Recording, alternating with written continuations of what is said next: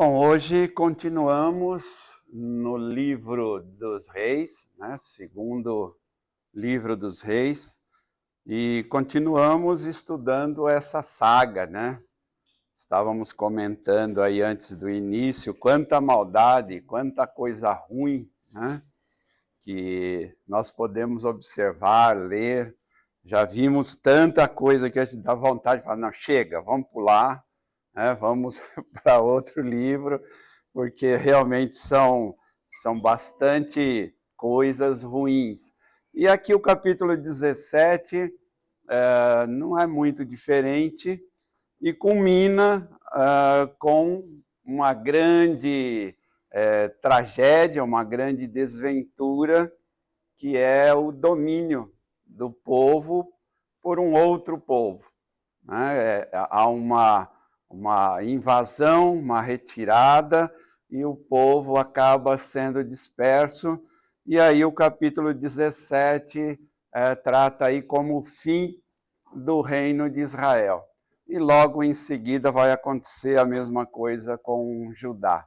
Então, um declínio total, né, um castigo de Deus, um juízo de Deus por tantos erros cometidos aí ao longo de vários reinados, né, vários reis. E o que a gente vê aí nesse capítulo agora é sobre, particularmente, Oséias, que não é o profeta, é o rei Oséias, que vai assumir aí o governo do reino do norte, Israel. E aí nós vamos, neste capítulo 17, analisar algumas coisas que aconteceram e, claro, como sempre, tentar tirar para nós o que é importante, o que nós podemos aprender estudando, né, essas desventuras todas. Eu quero crer que seria para a gente ter aí aprendido finalmente as consequências do pecado, as consequências de se afastar a Deus, e principalmente o que é mencionado muito aqui, que é a idolatria. Né? Algo que Deus abomina, detesta, é trocar Deus por algo. Né? Idolatria, trocar Deus por qualquer outra coisa. Tem enfatizado aqui os outros professores também que não é simplesmente ter uma imagem. Né? Qualquer coisa que substitua, tome o lugar de Deus, é idolatria. E se é idolatria, é algo detestado por Deus, né? Porque ele quer ser adorado, amado, respeitado e obedecido. Né? Então, Oséias assume, né, o reinado. Essas sucessões dos reis, né, o Brown comentou e outros também, são sempre trágicas, né, com mortes, traições, né, com aquelas coisas bonitas, né, maravilhosas, são sempre desta forma, né, um conspirando contra o outro e muitas vezes sem buscar a Deus. Deus, nós já vimos, tem sempre uma solução. Ele sempre dá uma chance. Ele sempre alerta antes, mas não sei, esse pessoal aqui parece que não escutava muito ou não acreditava muito e aí cometia o mesmo pecado. E o que a gente observa aí, não diferente dos outros temas que a gente viu, decadência espiritual. Né? Um afastamento de Deus e aí, como consequência, uma decadência espiritual. A geração dos reis de Israel, todos eles, foi marcada por uma continuidade de líderes ímpios. Ah, irmão, tem alguns que até fizeram coisas boas? Tem. Mas não justifica, né? O fato de ter tido algo bom não elimina o tanto de erro que houve. Às vezes a gente faz isso, né? Às vezes a gente tem alguém, algum irmão na igreja, né, que comete alguma coisa errada, e aí a gente fala, nossa, mas ele é tão legal, ele participa aqui, faz isso, faz aquilo, como se fosse uma justificativa por aquele erro cometido. E teve um dia aqui que eu dei um exemplo, não sei se os irmãos lembram, né, de 3 instrumentos de medição, né? A régua, o paquímetro e o micômetro. Ó, tem alguém que presta atenção. E eu falei assim, nós normalmente usamos a régua, que é um instrumento impreciso, e Deus usa o micrômetro, né, que é um instrumento de super precisão. Então, Deus nunca, por causa que a pessoa fez muitas coisas, vai ignorar o erro, o pecado. Um bom exemplo é Moisés, né? Olha tudo que Moisés fez, né? E na hora lá ele deu uma batidinha errada e pronto, né? O sujeito sofreu com aquele povo 40 anos, já pensou aguentar aquele povo reclamando, xingando, protestando. Aí, na hora que Moisés está para entrar lá na terra, agora eu vou descansar. Não entra. Você fala, poxa, mas que coisa, né? Tão bonzinho, tão bacana, nem queria, né? Ele discutiu com Deus, falou, não quero, não vou. Nem Deus falando, eu vou com você, ele não quis, ele preferiu o irmão, né?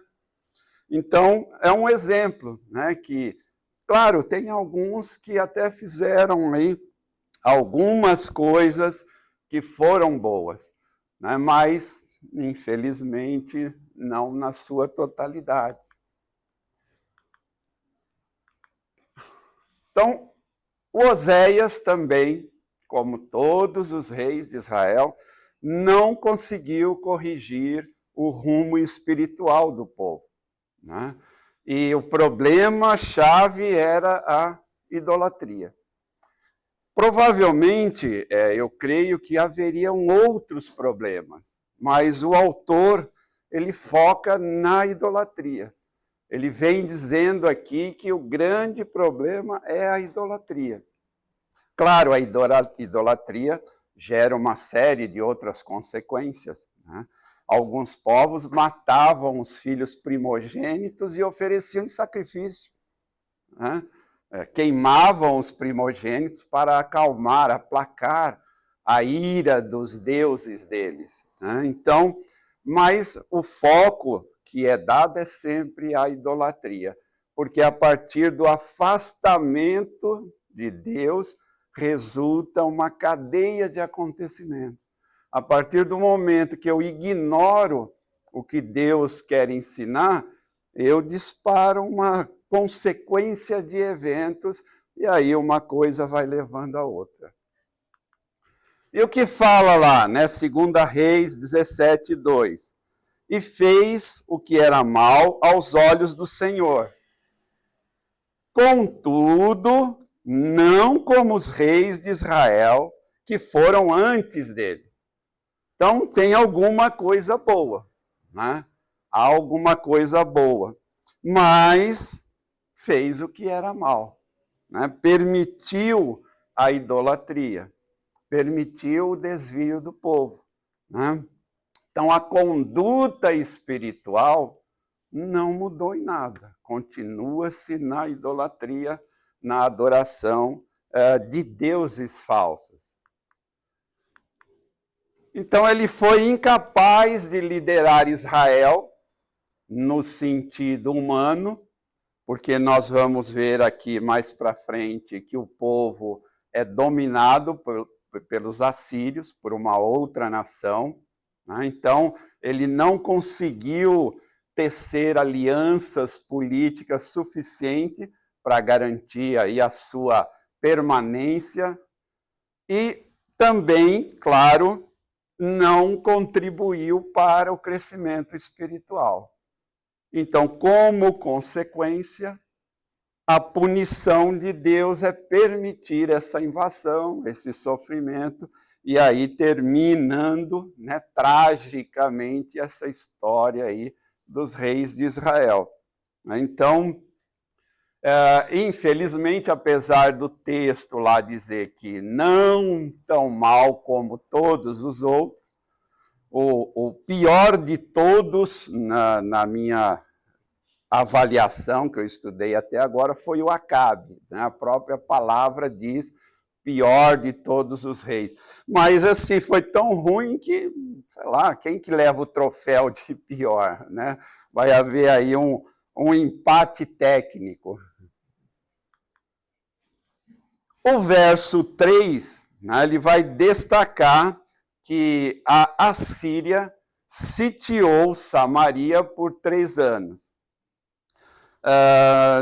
A gente tinha, né, quem já viu esses filmes épicos, esses filmes de época, que as cidades elas eram fortificadas, eram muradas, né, às vezes largas, muito largas. E a tecnologia da época não permitia armas para jogar lá uma bomba, né, um míssil, e abrir uma fenda. Era algo complexo.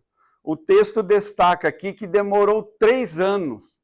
Né? Então, significa aí que esse cerco, essa maldade toda ficou ali. Né? Agora, você imagina, você preso num ambiente, você não pode sair, pessoas não podem entrar. Quanto é o sofrimento disso? É claro, a gente experimentou isso numa escalinha muito diminuta, que foi na pandemia, né? Cada um ficou preso lá nos seus lares, não podia receber as pessoas, não podia sair, e teve muitos aí que surtaram, né? Agora imagina 3 anos sem saber o que vai acontecer, 3 anos com medo, com pavor. A qualquer momento eles podem entrar, e aí, o que vai acontecer? Então, eu acredito que é um sofrimento enorme. Né? E Samaria era uma cidade muito importante. Né? Era uma capital. Eu me acerto aqui, peraí. Samaria era uma cidade muito importante. Ela era a capital de Israel. Então, provavelmente, tudo estaria concentrado ali naquele ambiente, cercado, né, durante 3 anos, durante um tempo que, para quem está naquela situação, 3 anos deve ter demorado bastante tempo para passar. Né? Um sofrimento que, se fosse um povo que dependia de Deus, podia resolver assim. Né? Quantas guerras Deus não ganhou para Israel? Teve umas que não precisou nem lutar. Né? Chegou lá, já estava tudo certo, tudo resolvido. Então, olha quanto sofrimento que esse povo passou somente porque não buscou a Deus. Por causa da falta de inteligência, de sabedoria do rei, né? Que ali tinha que tomar as decisões. Então, é o que eu falei ali, né? Provavelmente o cerco trouxe muito sofrimento, talvez até uma limitação de fornecimento de água, de alimentação. Né? Eles estavam sem condições de sair, nem de receber nada. A todo momento pensando o que seria do futuro. E o Oséias não conseguiu proteger o povo e também não buscou a ajuda de Deus. Então, ele foi fraco em 2 pontos, como um líder de uma nação, um líder de um povo, e também foi fraco espiritualmente por não depender de Deus para resolver essa questão. E claro que Deus resolveria sim, se houvesse a fidelidade. E lá no 7,4, né? Lá no 7,4 menciona lá uma conspiração que, ao invés do rei confiar lá no tratado, no acordo com o rei da Síria, ele tentou lá uma traição com o rei do Egito. Né? Então, era uma questão aí de pagamento de tributos, de recolher proventos, e aí ele achou que não devia fazer e tentou um acordo. Interessante que em outros textos, né, da Bíblia, em Deuteronômio, há um alerta que o povo não deveria jamais voltar ao Egito, que não deveria negociar com o Egito. E você percebe que durante aquele período que Israel vagou, ele sempre mencionava o Egito. O Egito era algo que causou sofrimento durante muitos anos. Então, Deus alertou já, não é para procurar o Egito, não é para negociar com o Egito, não é para comprar nada do Egito. A questão aqui era desobedecer ao que Deus tinha falado, ao que Deus tinha mandado. Então, o que ele fez? Procurou ajuda com poder estrangeiro. Ele confiou em si mesmo e em um outro homem, em uma outra pessoa, ao invés de confiar em Deus. Não dependeu de Deus. E, de novo, a gente vê em todos esses textos que nós já estudamos que sempre que houve uma súplica a Deus, Deus nunca abandonou. Ele sempre atendeu a súplica. Parece assim que Deus passa uma borracha, ignora tudo o que aconteceu, eu vou resolver o problema. E resolvia, sem sofrimento, sem dor. Daqui a pouco estava tudo de novo, acontecia tudo novamente. Então, Oséias não fez diferente. Vai lá procurar ajuda do Egito, faltou confiança em Deus e preferiu alianças humanas. E aí, vendo, é claro, tudo isso, eu sempre me ponho a pensar, hoje, o que nós estamos fazendo? Nós estamos depositando a nossa confiança em quem? Nós depositamos a confiança em Deus, que traz para nós uma série de promessas, ou nós estamos confiando em pessoas humanas? O que será que nós estamos escolhendo atualmente? Porque esses textos aqui, eles também para a gente conhecer a história, mas não é só para isso. É muito bacana, muito bonito você decorar essas histórias, saber o nome de todos. Eu não decorei, Mas e serve para quê? Por que será que foi colocado aqui? É para você ler, ver o que aconteceu e não repetir de novo. Por quê? Porque lá está dizendo que se você fizer, olha o que vai acontecer. Mas nós repetimos. Não sei o que acontece aí, que se passa na mente humana, isso é bom para os neurocientistas, psicólogos analisar. Por quê, Porque essa confiança em seres humanos, em homens que fazem promessas e não em Deus. Então, Oséias também comete esse erro, e eu me ponho a pensar se nós também, muitas vezes, não estamos cometendo esses mesmos erros que os reis todos de Israel cometeram. Bom, e temos lá o verso 7, Porque sucedeu que os filhos de Israel pecaram contra o Senhor seu Deus, que os fizera, olha aí a lembrança, subir da terra do Egito. Exatamente com quem Oséias vai negociar. Temeram a outros deuses e não ao Deus de Israel. Então, o que se enfatiza aí? Que Israel só sofreu as consequências dos seus pecados. Se Oséias tivesse procurado os conselhos de Deus, a ajuda de Deus, ele teria. Assim como outros reis, mesmo muito pecadores, idólatras, num determinado momento procuraram e tiveram. Oséias simplesmente ignora. Adoração a falsos deuses e mais construção de altares a ídolos pagãos. Então, o pecado aí continua, o pecado vai seguindo da mesma forma, apesar de todos os castigos.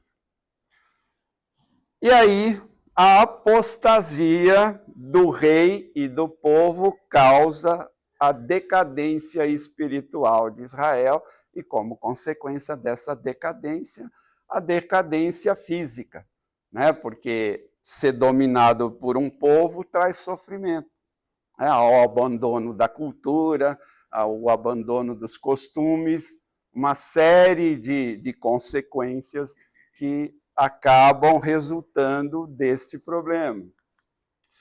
E o que é apostasia? É a negação ou o abandono da fé. Quando se parte para a idolatria, nós estamos dizendo que está havendo uma apostasia. Nós estamos negando a fé, estamos abandonando a fé. Se você gosta de profecias, você vai ver que isso é uma profecia que está lá na Bíblia, que vai acontecer. Quer dizer, não é que vai, né? Já está acontecendo. Né? O abandono da fé, o abandono ao culto verdadeiro a Deus, que eu já falei aqui, repito, a gente pode pensar que do jeito que a gente está fazendo, nós estamos cultuando a Deus. E não ser bem isso. Né? Não pode ser que a gente acredite que está fazendo do jeito correto, mas não estamos. Estamos abandonando o primeiro amor. Né? Estamos abandonando a obediência, a fidelidade a Deus e trazendo conceitos humanos para o nosso meio. Tudo isso é uma forma de apostasia, uma forma de abandonar a fé verdadeira, de negar e praticar, é claro, uma idolatria. E tem um alerta lá que Paulo faz a Timóteo. 1 Timóteo, no capítulo 4, versos 1 e 2. E lá tem, mas o Espírito expressamente diz que nos últimos tempos apostatarão alguns da fé, dando ouvidos a espíritos enganadores e a doutrina de demônios, pela hipocrisia de homens que falam mentiras, tendo cauterizada a sua própria consciência. Então, aqui a gente tem um alerta. Assim como Deus mandou profetas, agora a gente tem a revelação aqui na palavra e ele usa pessoas preparadas para alertar. Se passou desapercebido aqui quando você leu esse texto, o que realmente significa, Deus vai providenciar pessoas que vão explicar esse texto. E é o mesmo contexto que a gente pode presenciar, claro que guardadas as devidas proporções, o que a gente vê no livro dos reis. Claro que agora o domínio é outro, né? O domínio é mais na área financeira, na área comercial, né? Não é, digamos, só armamentos, mas também com armamentos. E há um alerta, vai aparecer gente enganando, contando mentiras, e muitos irão acreditar, muitos vão sucumbir a estas mentiras e abandonar o que a palavra diz. Então, abandono dos mandamentos de Deus, práticas pagãs e costumes de nações ao seu redor. Foi o que eles fizeram. Outra coisa que você pode observar estudando de Gênesis até aqui, a ordem de Deus foi sempre para ficar separado. Né? Sempre houve essa, olha, não casa, né? Não vai lá se misturar, não adota os costumes, porque senão você vai fazer a mesma coisa. E fizeram. Né? Diga-me. Edson, a gente vê essa apostasia hoje no mundo inteiro, inclusive em Israel. Né? Como a gente pode ver Israel hoje vencendo algumas batalhas que a gente vê nitidamente que tem a mão de Deus envolvida nisso aí. Né? Em algumas coisas, como desde 67 até agora, ontem parece que mais de 1000 drones e mísseis foram, um único atingiu um garoto, um pedaço de um míssil, né? E não morreu. Né? Então a gente vê a mão de Deus aí. A gente sabe que eles não, os judeus não costumam se misturar muito com as outras nações, são bem fechados. O grande problema deles, primeiro, é conquistar a terra prometida de volta deles, mas também os árabes e os palestinos, olha que lá, estão querendo separar aquilo lá. Né? Então, às vezes, a gente vê, comparando com os deuses, os reis daquela época, os reis de hoje, os políticos lá, praticamente, a gente não vê, pelo menos, na mídia, que tem alguma uma teopolítica, vamos fazer assim, uma política ligada a Deus ali naquela coisa, né? Então é interessante, a gente sabe que é o povo escolhido por Deus, vai continuar sendo o povo escolhido por Deus, mas mesmo eles ainda não estando completamente dentro do que Deus tinha previsto, a bênção de Deus continua naquele lugar. Isso é devido à promessa que Deus já fez, né? Lá em Abraão, Deus fez uma promessa e ele é fiel às suas promessas. Mas nessa época também tinha. Sim, mas tem a consequência. Né? Deus nunca permitiu o extermínio total do seu povo, mas eles sofreram muito, assim como estão sofrendo agora. Deus não vai permitir o extermínio de Israel. Não vai, de maneira alguma. Né? Talvez restem um pequeno grupo, pode até acontecer, né? Mas eles têm as consequências. E atualmente, e aí é complicada, é uma questão teológica, Deus atualmente não está tratando diretamente com Israel, ele está apenas cumprindo a sua promessa. O que Deus está fazendo hoje é tratar a igreja. Nós estamos na era da graça, após que aí também há um monte de controvérsia, se tem milênio, arrebatamento, isso aí virou uma confusão, né? Mas eu creio no arrebatamento e em seguida na tribulação. Esse será o momento que Deus volta a tratar com Israel. É o que eu falei na semana retrasada sobre as dispensações, né? No momento, nós estamos na graça, Deus está tratando, resolvendo a questão com a igreja. Né? No arrebatamento, acabou, a igreja vai, aí Deus volta a tratar com Israel. Vai haver aí, tem a tal das testemunhas, que os cristãos do Brasil acham que é eles, né? Mas é a responsabilidade ali de volta do povo de Israel, agora é com vocês. Vocês têm um período de tempo para, vamos dizer, se regenerar, resolver o que vocês não resolveram até hoje. Aí Deus voltará a tratar de novo com Israel. Mas nós já estaremos fora daqui, embora uns já nem acreditem mais nisso, né? Que haverá o arrebatamento, acham que a igreja vai passar pela tribulação. Eu discordo, mas podemos discutir isso num cafezinho depois da aula, tá bom? Porque é muito complexo, né? Pois é. Pois é. Então, mas até nisso, né? Lembrando desse alerta que vai aparecer muito espírito enganador, né? E assim, com todo respeito aos teólogos, não é porque é um teólogo, pode ser um espírito enganador. Né? Então, cabe a nós compararmos o que essas pessoas ensinam com o que a palavra ensina. Né? Porque a revelação de Deus está na palavra Bíblia, não na palavra de um teólogo, que às vezes a gente vê aí o que está sendo ensinado, né? Como está sendo ensinado algumas coisas que totalmente fora da Bíblia. Né? Próximo aí que a gente tem no verso 13, olha lá Deus na sua misericórdia, né? Ele envia profetas, não detalha muito aqui quem era, né, quais eram, mas Deus envia profetas, Deus envia alguém para falar, ó, o negócio está errado, a coisa está complicada, vocês têm que resolver isso aí, que Deus vai ajudar. Então, Deus providencia lá alguém para alertar. Mas o que diz lá o versículo 14? Não deram ouvidos. Pior ainda, né? Porque você só não escutar ainda, vá lá, vai, vamos, né? Mas endureceram ainda mais. Quer dizer, fizeram mais errado ainda. Além de não dar ouvido, parece aquelas crianças birrentas, né? Aí que ele faz mesmo para contrariar os pais, né? fizeram como seus pais fizeram, não creram no Senhor. Então, Deus enviou. A justiça de Deus, né, vamos fazer aqui é justa. Né? Hoje eu creio também que Deus tem usado pessoas para alertar.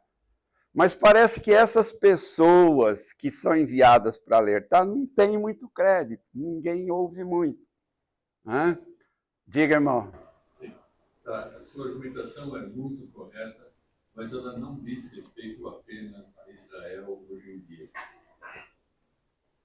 Exatamente, né? Às vezes, né, eu penso assim, é que acho que o pastor às vezes não presta atenção. Vou até falar aqui, já que o pastor está aqui, eu posso falar dele. Ele não se desanima com isso, mas às vezes eu vejo que o pastor está lá pregando e eu, infelizmente, dou um olhar assim, né? Rodeio, assim, e eu vejo um com a cabeça baixa, lendo algum... É claro que está lendo a Bíblia. Está lendo alguma coisa, o outro está no espaço sideral, pensando não sei o quê, o outro está cochichando. Gente, já pensou? O pastor lá na frente, como ele deve se sentir olhando assim para o público, né? Eu prefiro olhar para o nada. Vocês pensam que eu estou olhando para vocês? Eu não estou, eu estou olhando para o nada, que é para não influenciar, né? E olhar assim e ver que não estão nem ligando o que eu estou falando. Eu passei a semana inteira estudando, né, pastor? Ou o pastor faz o sermão no sábado à noite durante 1 hora. Né? Então, e aí, aquele desinteresse, né? Um levanta, o outro levanta. Eu fico pensando, né? Nossa, que triste. Né? São profetas de Deus alertando, avisando, né? Pegando a revelação, interpretando a revelação e alertando, avisando, através, Deus usando essas pessoas, mas alguns não dão ouvidos. Não quer saber, né? Eu creio assim que às vezes muitos, meia hora depois de terminado o culto, já nem lembram mais do texto básico que foi utilizado. Né? E é bastante triste. Né? É uma forma que a gente está usando aí de não dar a mínima atenção para os alertas que Deus está dando. E a Israel sofreu porque deliberadamente rejeitou a instrução. Mandou lá, né? E infelizmente alguns de nós também vão sofrer, porque não estão atentos ao alerta de Deus. Né? Eu, infelizmente, não falo isso com alegria, algumas igrejas continuarão cheias depois do arrebatamento. E aí, como vão se explicar? Como vão se justificar? Né? Então, se você rejeita o que Deus está ensinando, não vai ficar assim. Não vai. Alguma coisa vai acontecer. E a gente vê lá no verso 15, né? Rejeitaram os estatutos, rejeitaram a aliança que Deus tinha feito, não escutou as advertências, né? Seguiram na vaidade, tornaram-se vãos. Uma série de consequências só porque não seguiram o que Deus tinha ordenado. Ah, mas naquela época Deus falava diretamente através dos profetas, a gente sabe. Deus fala hoje pela sua palavra. E usa também, aí também há uma confusão teológica, e como eu ia falar isso, eu consultei o pastor antes para ver se ele pensava o mesmo que eu, né? Porque eu lembrei do tamanho dele e do meu. Hoje em dia nós temos profetas. Alguns dizem que acabou o dom da profecia porque eles pensam que profetizar é prever o futuro. E se você estudar a Bíblia inteira, você vai ver que é raro essa previsão. O que os profetas faziam era o quê? Trazer a mensagem de Deus. Ó, Deus falou isso. E hoje nós temos pessoas que pegam lá a palavra de Deus e conseguem trazer de uma maneira tão simples que qualquer pessoa pode entender. Porque eu sei que tem palavras difíceis na Bíblia. O Pedro, eu não lembro aqui agora o versículo, ele fala, o Paulo fala muito difícil. Né? O Pedro. E realmente Paulo fala difícil. Mas vai haver um profeta que Deus vai mandar nos dias de hoje para explicar o que Paulo queria dizer, o que o Paulo quer dizer, e esclarecer exatamente isso. E muitos não vão dar ouvido, muitos não vão crer, vão endurecer. Né? Então, ao que se deve a decadência? Né? Rejeitou o estatuto de Deus. Deus tinha dado ordens, não obedeceram, esqueceram. Aí, como consequência disso, corrupção espiritual. Ok? Se rejeitou o que Deus fala, vem a corrupção espiritual. Repetiram o mesmo pecado que seus pais faziam. Eles viram o que aconteceu, mas repetiram. Seguiram costume de outras nações, em vez de continuar na sua palavra. O verso 16 vai destacar que fizeram e adoraram ídolos. Um destaque contundente a isso. E no 17, inclusive, fala de sacrifícios humanos e adivinhações. Agora imagina, um povo de Deus que recebeu a lei, recebeu as instruções, sabia que a Bíblia condena sacrifícios, adivinhações, idolatria. Por que fazem tudo isso? Não sei, ainda estou tentando saber por quê, e ainda hoje, né, alguns eu já falei depois que eu me aposentei, eu comecei a comprar um monte de livro de neurociência, porque eu queria saber por que as pessoas pensavam como pensavam, tendo tantas instruções hoje em dia. O primeiro livro que me indicaram tinha um título bem sugestivo. Né? O título dele era Por que pessoas inteligentes têm ideias idiotas? Eu comprei o livro, devorei, já li um monte de vezes para tentar entender por que pessoas inteligentes têm ideias idiotas. E tem uma explicação. Tá? Eu não vou abordar aqui porque não dá, mas tem toda uma explicação que me satisfez 50%. Eu ainda estou à procura dos outros 50%. Não sei se vou achar. Expulsão de Israel e preservação de Judá durante um determinado tempo. Né? Portanto, o Senhor se indignou contra Israel. E aí, o que ele fez? Né? Os tirou diante da sua face, né? Foram dominados. Nada mais ficou senão a tribo de Judá, que também é temporariamente, porque depois vai ser dito que eles também caíram no pecado de Israel, do reino do norte. Então, Deus expulsa Israel da sua presença, eles são dominados, são invadidos, a nação é retirada, é levada, né? Cada reino tinha a sua estratégia, uns vinham, destruía tudo, acabava com tudo, outros não, né? Outros preservavam partes, levavam o povo e trazia outros, que foi o que acontece aí, né? Tudo isso para manter o domínio. Então, mais uma vez, há uma punição, mas Deus preserva Israel. Israel poderia, né, vamos supor que não fosse a nação escolhida, ter acabado ali, ser invadida e ter destruído, assim como Israel fez com outras nações, né? Acabou com tudo e destruiu tudo. Mas Deus preserva, mas não sem enviar lá um julgamento. Né?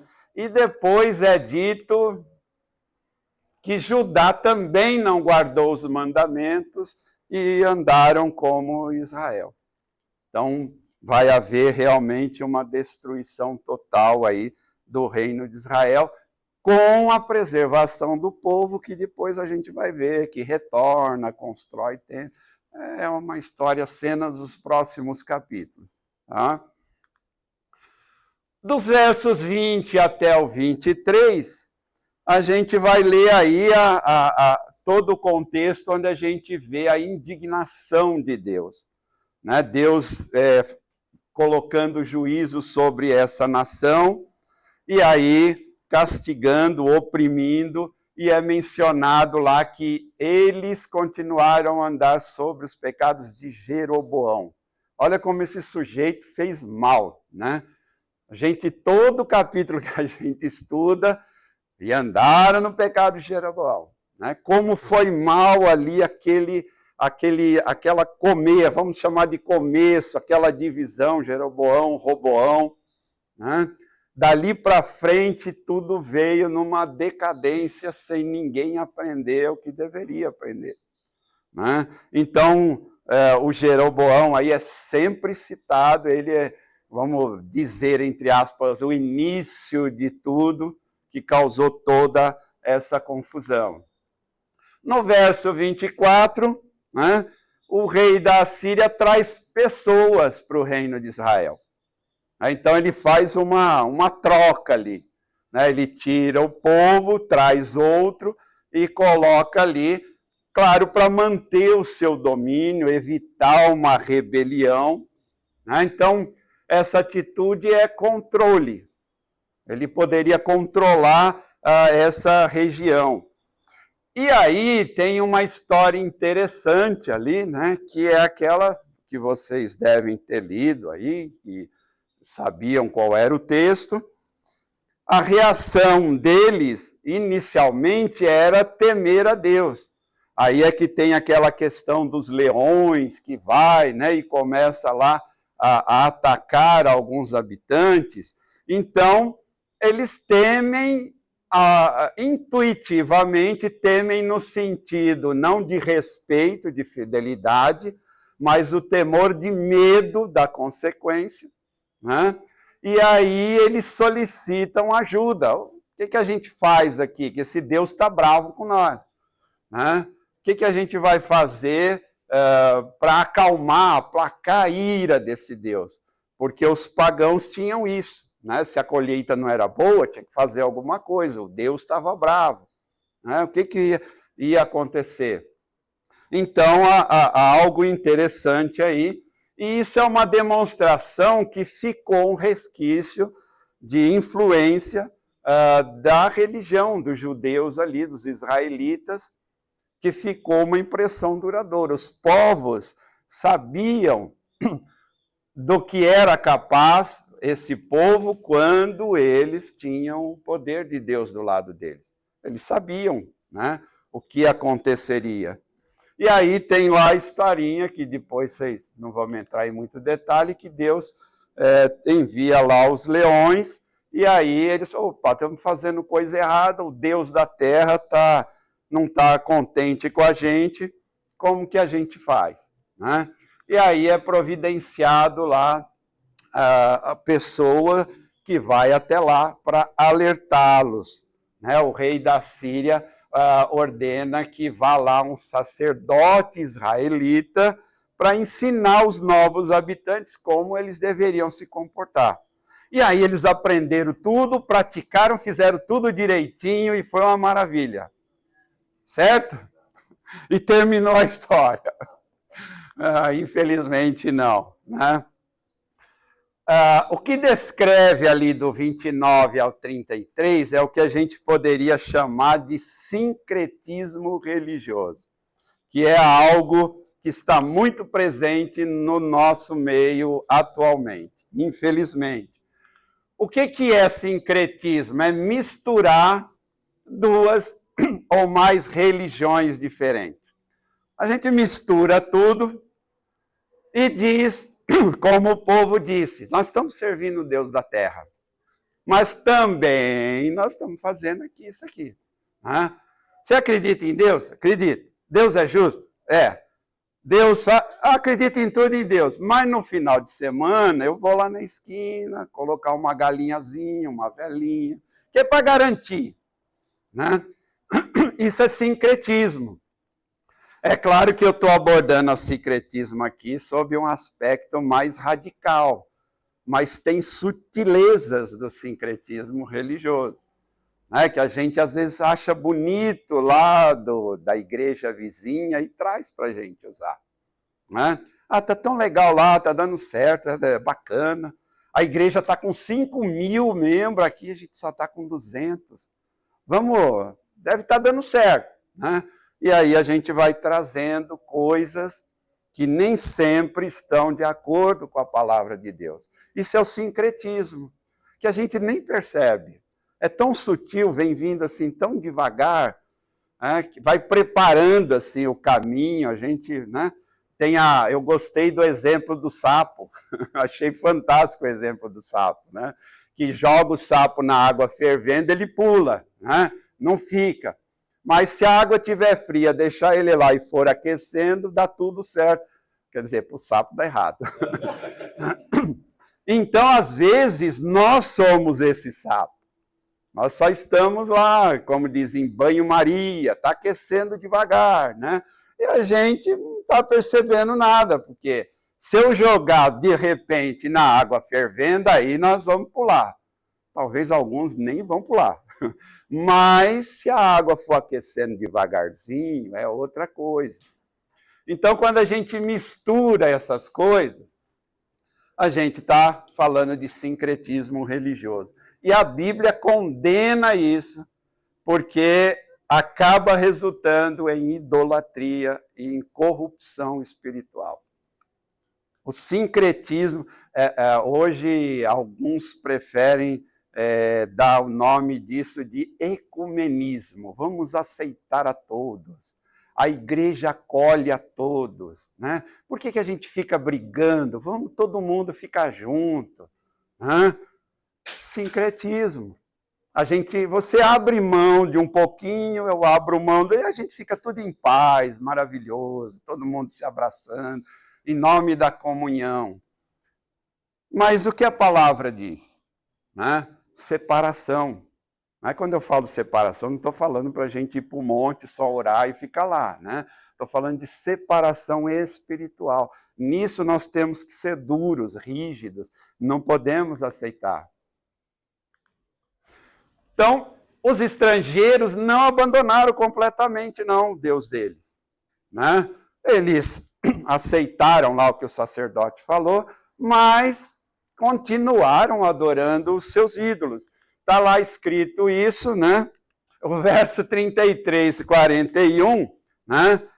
Narra bem isso, que eles aceitaram, né, o que Deus tinha dito, mas não abandonaram. As nações temiam ao Senhor, temiam a Deus, mas serviam as suas imagens. Então, eu acredito, está tudo certo, eu faço isso, mas eu não largo determinadas coisas. Então, é algo para a gente pensar aí hoje em dia.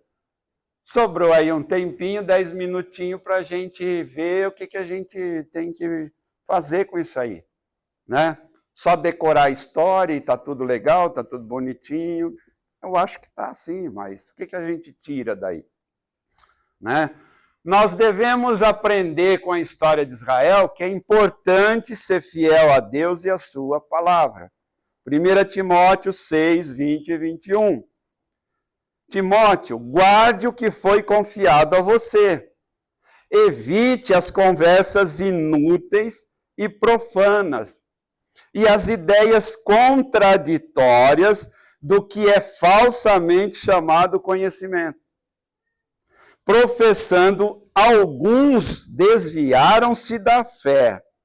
A graça seja com vocês. Na época que Paulo escreveu isso aqui, tinha lá um povo que era adepto do conhecimento. Né? Tinha lá uns eruditos. E eles, usando essa sua intelectualidade, eles começaram a negar algumas coisas da palavra. Eles se consideravam tão intelectuais, tão superiores. E observação, não era de fora, era dentro da igreja. Porque Paulo não escreve para ninguém de fora, ele escreve para a igreja. Né? Aí me faz pensar assim, o que será que Paulo escreveria para a igreja nossa?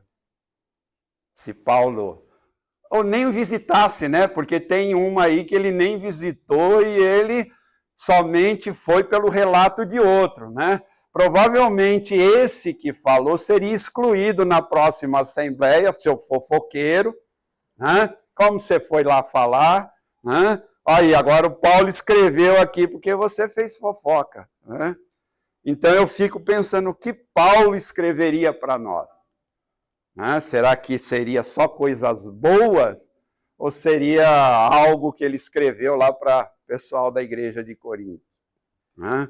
Então a gente tem que guardar a palavra. Conversas inúteis, profanas, aqueles que se julgam muito intelectuais, que vão resolver tudo. Né? A gente tem que tomar cuidado com essas coisas. Os alertas estão aqui. Né? Os alertas estão aí no Novo Testamento inteiro. Nós temos pessoas que Deus deu o dom para fazer o destaque desses alertas. Fala, olha, vocês têm que ler esse verso, mas prestando atenção que ele está falando isso, isso, isso. O que mais?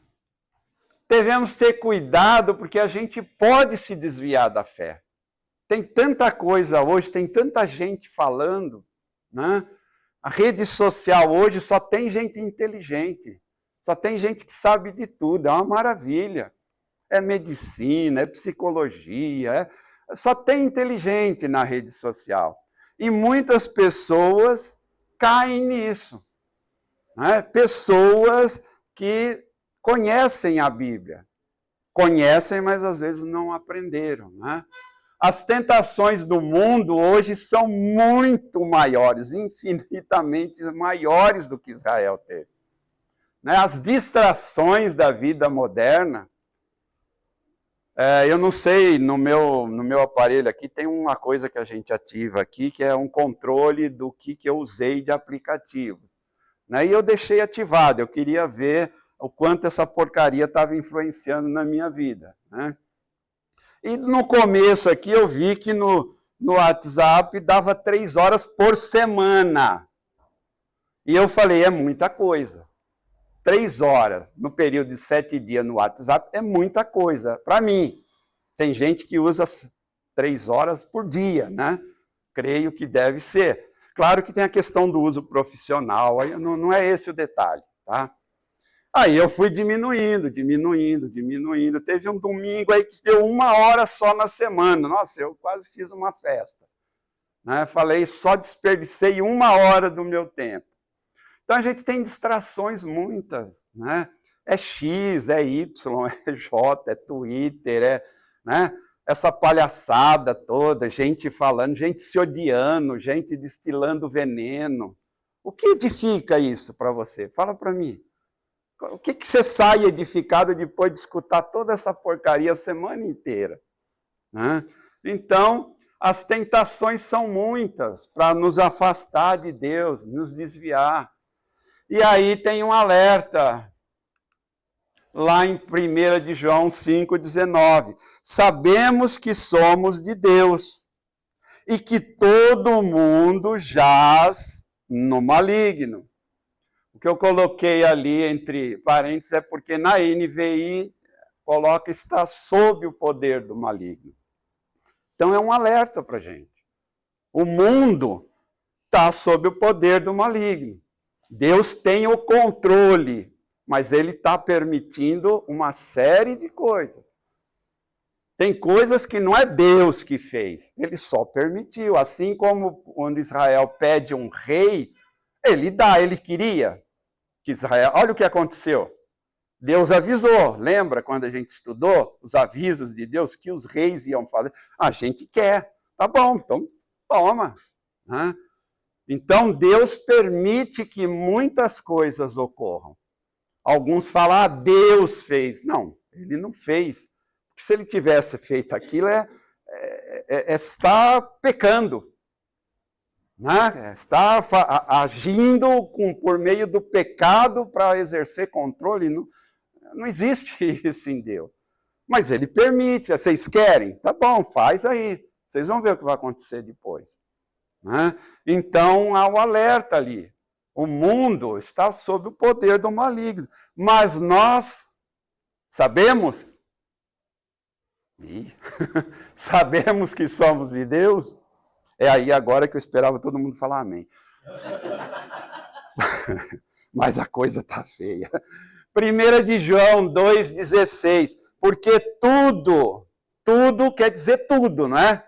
Tudo não escapa nada, é isso não? Quem é da área de linguística aí, português, tudo que há no mundo, concupiscência da carne, a NVI fala de cobiça, concupiscência dos olhos, ou a cobiça dos olhos, soberba, ostentar bens, não é do Pai, é do mundo. Ainda bem que a gente não faz nada disso, vamos pôr. É imperativo que nós permaneçamos firmes em nossa fé, comprometido com a Escritura. Vai dar problema? Vai. Muita gente vai falar mal de você, não vai gostar de você, não vai conversar com você. Coceira no ouvido, não quer ouvir a verdade, prefere ouvir as coisas que agradam. Assim como Deus enviou profetas, hoje Deus tem pessoas que estão alertando. Olha, não é por aí o caminho, não é esse, vamos mudar. E, da mesma forma, hoje tem muita gente que não quer saber, que está rejeitando. Que não quer a verdade da palavra, que é o que é mais confortável, o que se identifica mais com o mundo. Então, o pecado da idolatria ele é tão relevante hoje, eu creio que até mais, porque a idolatria hoje fica escondida. Né? Naquela época era, faz um bezerrão, vai lá adorar. Hoje a idolatria é escondida. Tem gente que é idólatra e nem sabe que é idólatra. E está sendo idólatra. Né? Então, é bem sutil. Né? Temos ídolos modernos. Redes sociais, para mim, a partir do momento que a tua vida é isso, é um ídolo. É um ídolo. De novo, tirando quem depende disso profissionalmente. Aí é outra história. Né? É um ídolo. Você, ao invés de estudar a palavra, gasta quanto tempo lendo essas porcarias na rede social? Né? Sucesso, riqueza, prazer. A gente vive numa sociedade hedonista, né? À procura do prazer. Então, nós devemos aí orar para que Deus nos ajude a abandonar tudo que for uma forma de idolatria nas nossas vidas.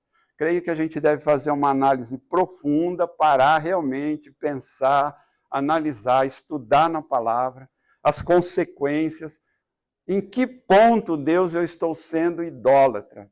Em que ponto eu estou dedicando a minha vida a X coisa e não a Deus? Eu sei, eu não estou falando aqui, não é importante trabalho, sucesso, ter um pouquinho a mais de dinheiro. Eu não estou falando disso. Estou falando quando isso é prioridade na sua vida. Quando é prioridade, é idolatria, ponto final. Não sou eu que falo, é Paulo, é Pedro, é João, é Timóteo, é Tiago. É isso que está na palavra. E, para encerrar, tem mais um pouco aí, mas não dá tempo, oremos para que Deus nos capacite a permanecer firme e obediente. Porque daqui para frente, uma péssima notícia para vocês, só vai piorar. Só vai piorar. Se você acredita que vai melhorar, alguém está te enganando. Cuidado, alguém está te enganando. Não vai, porque se melhorar, não cumpre as profecias. Né? O que está acontecendo com Israel, com a Rússia, essa confusão no Brasil, nos Estados Unidos, na Argentina, isso é tudo já está. Né? Tem gente que fala, Jesus já saiu, ele está no caminho. Né? Agora, todos esses sinais é para a segunda vinda, não é para o arrebatamento. É 7 anos antes. Eu oro todo dia para que seja amanhã, porque eu não aguento mais.